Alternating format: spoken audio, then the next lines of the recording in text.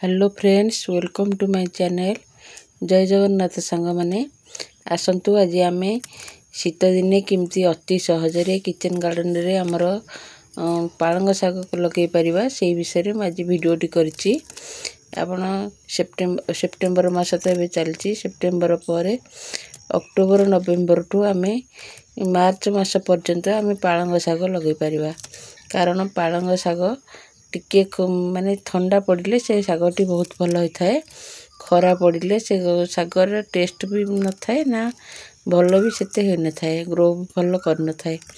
तेणु जो माने पालंग शाग चाष करने चाहूबे से मानक पई ए वीडियोटी। पालंग शाग तो माने छोट रु बड़ समस्त निहाती दरकार। आउ विटामिन मिनरल आउ लौहरे आयरन रे पालंग शाग बहुत परिमाण रे थाए।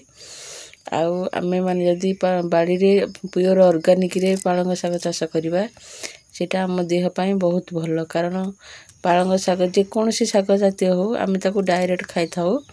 सेथिरे जदि आमे रासायनिक सार कि केमिकल देथिबा ताहले सेटा आम पई पॉइजन टू अधिक क्षतिकारक होता है।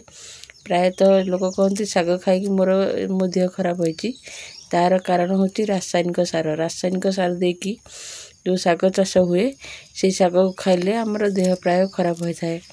एमती भी आम बगीचारे पालंग शाग अति सहजरे अल्प खर्चरे जीरो बजेट कहले चले आम से किचन गार्डन रे पालंग चाष कर परिबा। पालंग चाष करिया को हेले हमको प्रथमे भल मंजी किनिक आनिया पड़िबो।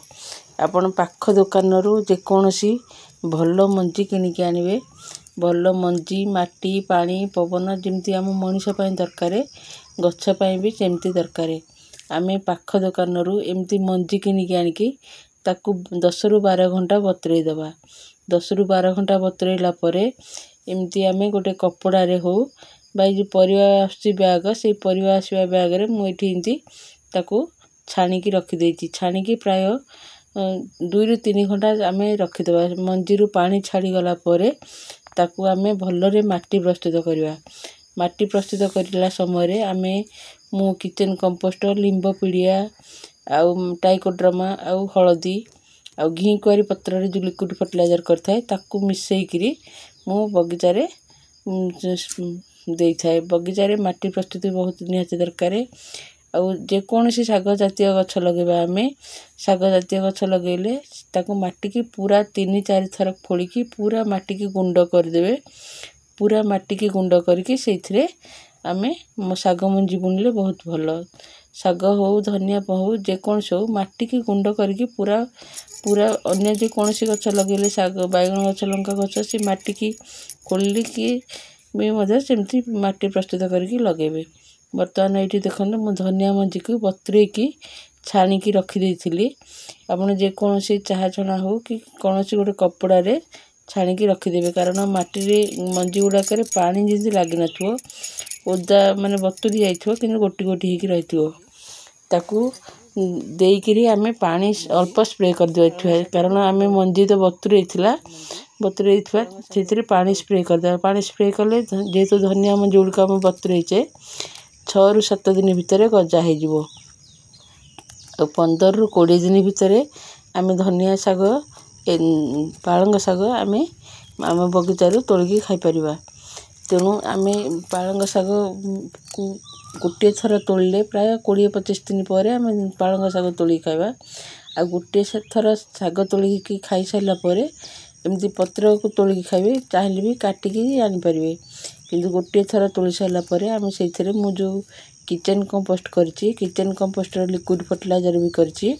से किचन कंपोस्ट लिक्विड फर्टिलाइजर आ लिंब पत्र रो पानी ये सब ए दुटा को मिसई करी मु गछ मूल रे दे दिए। गछ रे पानी रे मिसई करी आमे बाल्टी रे पानी रखी की सेथिरे सेही सार देई करी आमे मु गछ मूल रे ढालती। ता द्वारा आमे प्राय गोटे थर शाग मंजी बुनिले 2-3 मास जाए आमे तोली के खाउथबा।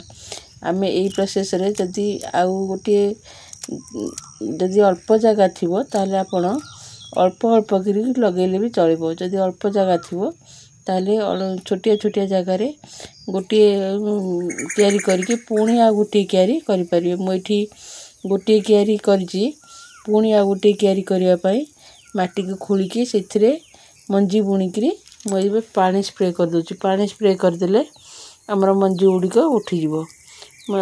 पानी स्प्रे भल प्रथम थर पानी भलरे देवे। पानी भलरे स्प्रे करी तापर मंजी बुणिले आउ मंजी गुड़िक एपट सेपट हो न थाए। आ मंजी बुणी सारा पर आमे किछि गामाक्सिन पाउडर कि हलदी पाउडर ता चारिपटाक टिके टिके देदेवा। ता द्वारा पिंपुड़ी आउ बेसी गछ गुड़िक नहीं जीवेनी। आउ धनिया पत्र हो कि पालंग शाग हो या बालिया माटी बहुत भल। चिकिटा माटी होते गछ गुड़िक पचिज। तेणु बालिया माटी जदि चिकिटा माटी हो आपणकर 20-30% बाली मिसेकरी ताको माटी प्रस्तुत समय बाली आ खत करके माटी प्रस्तुत कले गछरे बहुत भल होता है। आउ पालंग शागरे आम किचेन कंपोस्ट देले किचेन कंपोस्ट रे नाइट्रोजन पोटास फॉस्फोरस सबू थाए। तेणु से आमर गछ पाई बहुत भल थाए। आउ भल ग्रो भी करें गछ। 15-20 दिन भितर आम शाग तोलिकी खाई परिबा।